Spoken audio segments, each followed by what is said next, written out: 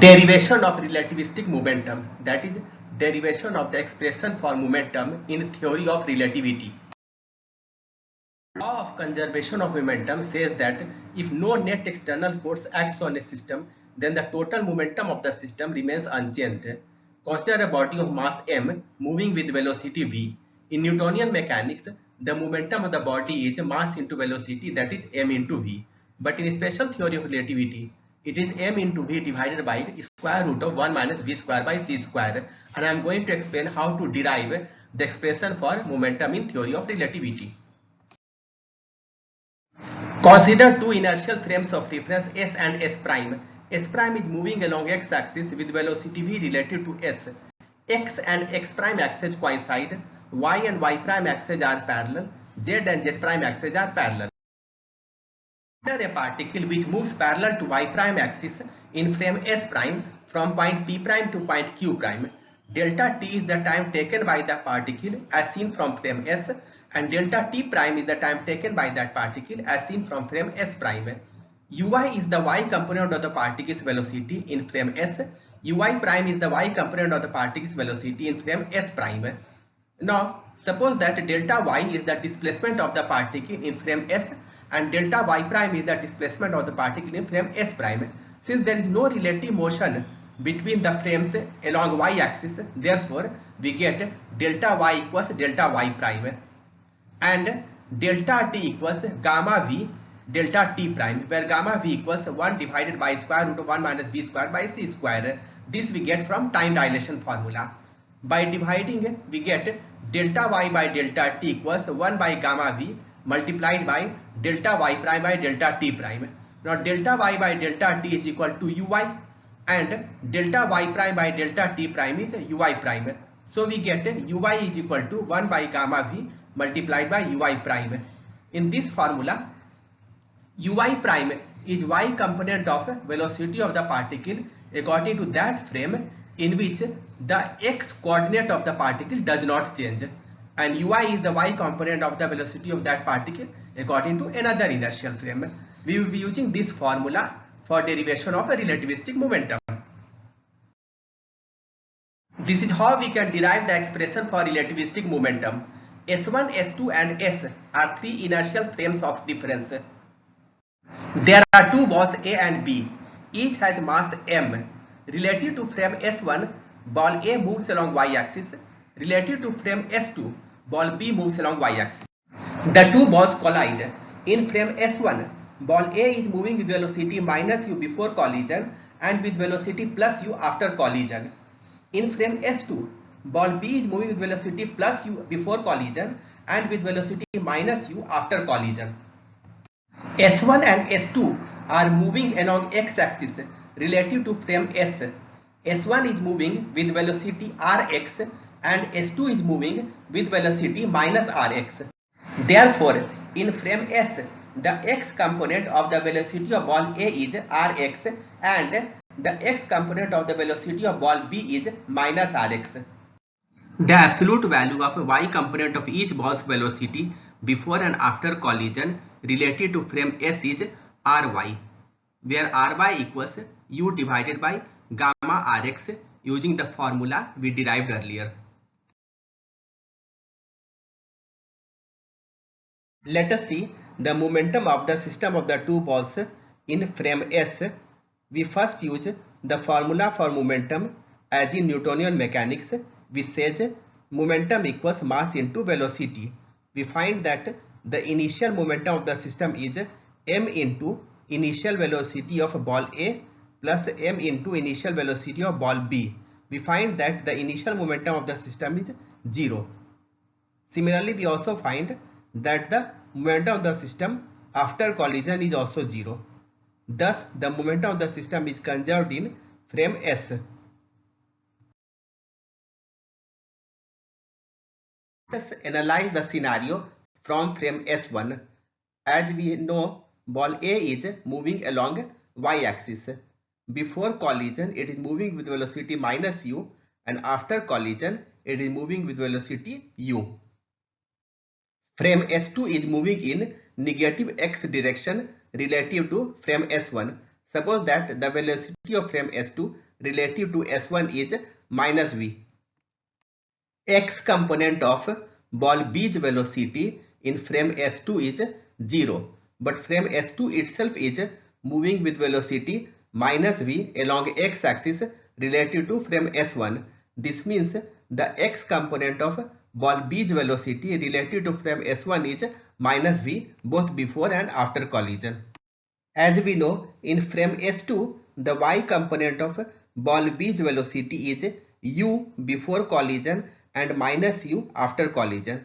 This means in frame S1, the y component of ball B's velocity is u divided by gamma v before collision and minus u divided by gamma v after collision.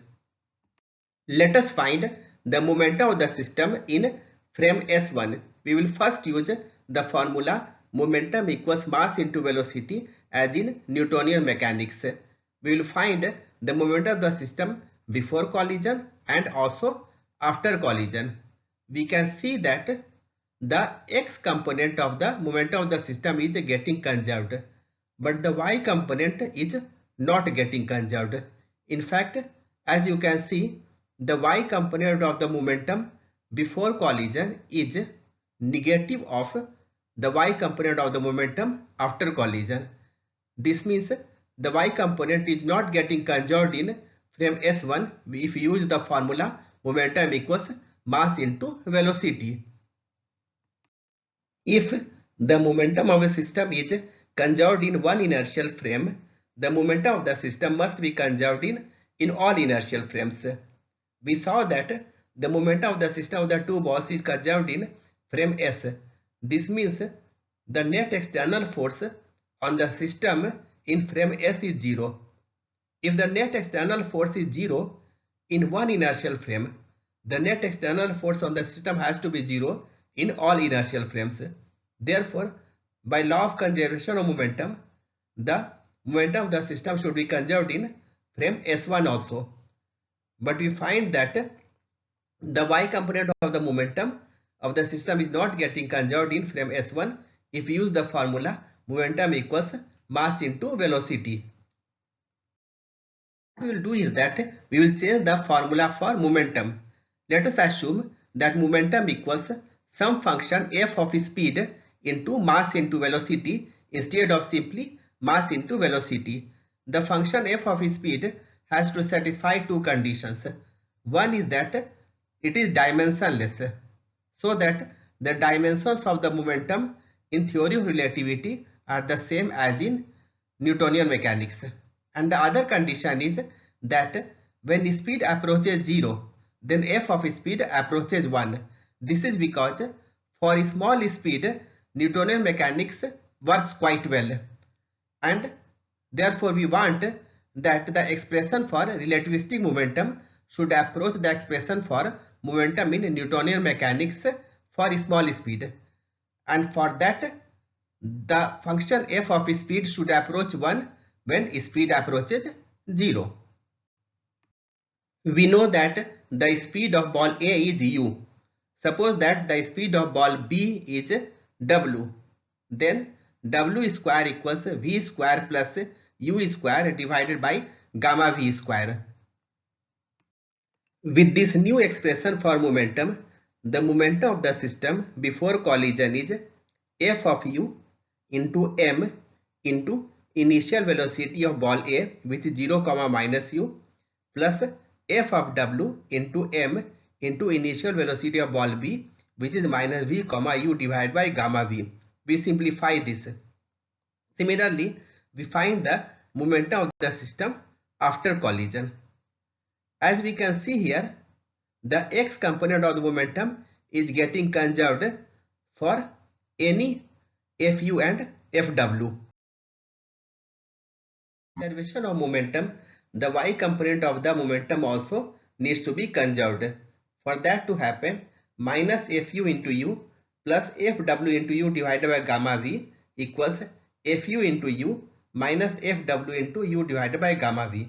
We can take u as a common factor on both sides, and then we simplify further. We find that fu equals fw into 1 divided by gamma v or Fu divided by Fw equals 1 divided by gamma V.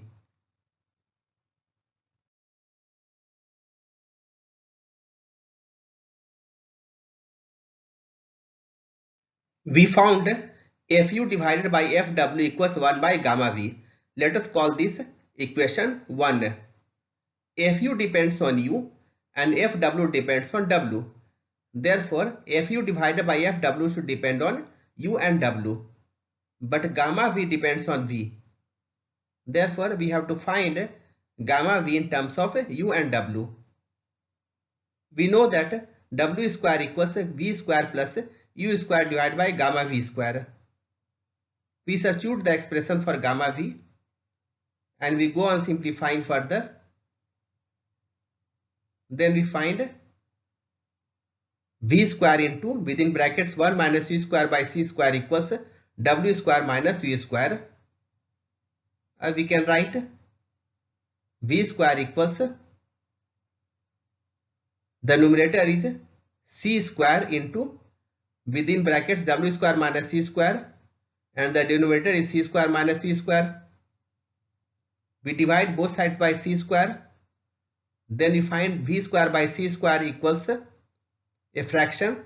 The numerator is W square minus C square and the denominator is C square minus C square. From this we can find 1 minus V square by C square. We find 1 minus V square by C square equals in numerator C square minus W square and the denominator is C square minus C square. Let us call this equation as equation 2.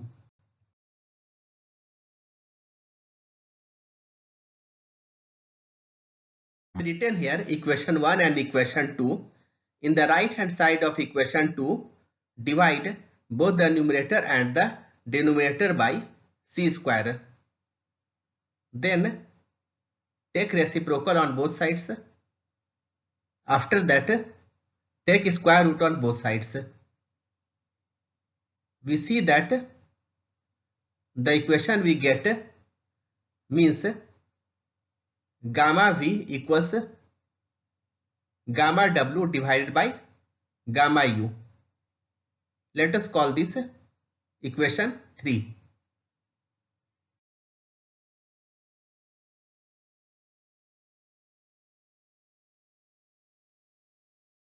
I have written here equations 1 and 3. When we combine these two equations, we find the expression for Fu divided by Fw in terms of gamma U and gamma W. When we simplify, we find that Fu divided by Fw equals gamma U divided by gamma W. We know that gamma U and gamma W are dimensionless, and also we know that gamma approaches 1 when speed approaches 0. This means gamma U approaches 1 when U approaches 0 and gamma W approaches 1 when W approaches 0. So we can write Fu equals gamma U and Fw equals gamma W. When we write this, we find that the function f satisfies the conditions we wrote earlier.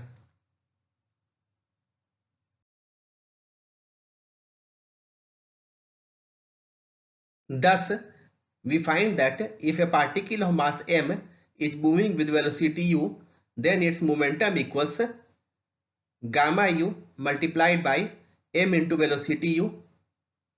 When we substitute the expression for gamma u, we find the momentum equals m into u divided by square root 1 minus u square by c square. This is the expression for relativistic momentum of a particle of mass m moving with velocity u. From this, we can find the components of momentum along x, y and z axis. So we find momentum along x axis is m into ux divided by square root of 1 minus u square by c square. Momentum along y axis is m into ui divided by square root of 1 minus u square by c square. and momentum along z axis is m into uz divided by square root of 1 minus c square by c square. Here ux, uy and uz are respectively x, y and z components of the velocity of the particle, and u is the total speed of the particle.